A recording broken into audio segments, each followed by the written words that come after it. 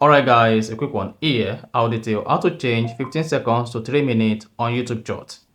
So if at the end of this you find this offer informative, please don't forget to like and then subscribe.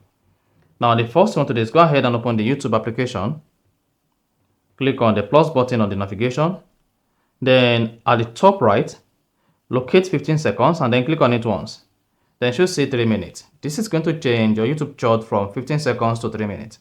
Alternatively, if you want to upload video that is more than 15 seconds, just click on the add button and then go ahead and select your video that is more than 15 seconds. Click on done, then it should say 3 minutes at the top right. So this video will be more than 30 seconds and the maximum is 3 minutes. So a 3-minute video cannot be uploaded to YouTube Shorts.